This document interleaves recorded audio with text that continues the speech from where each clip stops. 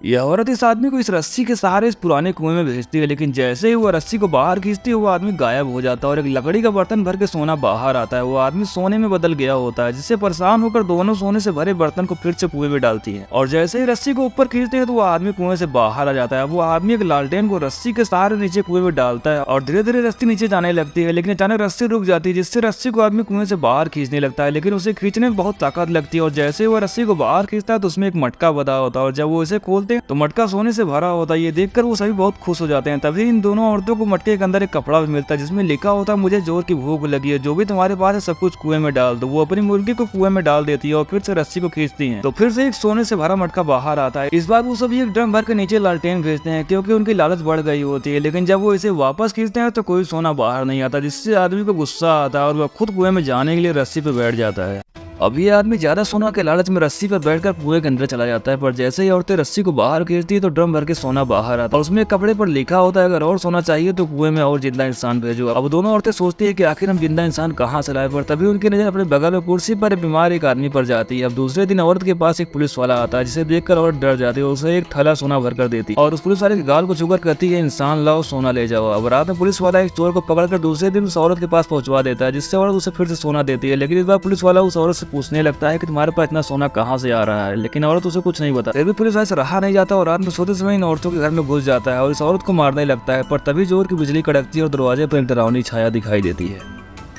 अब इन सभी को दरवाजे पर एक डरावनी छाया दिखाई देती है। असल में वो एक हजारों साल से भूखी चुड़ैल होती है जो उस कुएं से आई होती है। अब ये औरत कहती है हमें चुड़ैल से नजर नहीं हटानी है, नहीं तो वो हम सबको कुएं के अंदर ले जाएगी, लेकिन तभी हवलदार डरकर वहां से भागने की कोशिश करता है और वह चुड़ैल के सामने पहुंच जाता है, जिससे चुड़ैल से छूकर राख में बदल देती है और वहां से गायब हो जाती है। तभी वह तीनों देखते हैं कि दीवार पर खून से लिखा हुआ है, मुझे भूख लगी है। पुलिस वाला कहता है कि हमें चुड़ैल की भूख मिटाने के लिए हमें बहुत सारे लोग एक जगह पर चाहिए। इससे औरत बहुत परेशान हो जाती है और वो चुड़ैल से छुटकारा चाहती है, लेकिन पुलिस वाला गाँव के मेले में बिजली का एक खंभा गिरा देता है, जिससे मेले में सभी लोग मारे जाते हैं। वो पुलिस वाला औरतों के साथ मिलकर सभी लाशों को कुएं में डाल देता है, जिससे कुआं बदले में उन्हें बहुत सारा सोना देता है, लेकिन पुलिस वाले की लालच अब भी नहीं खत्म होती और वह उन दोनों औरतों को भी इस कुएं में ढकेल देता है।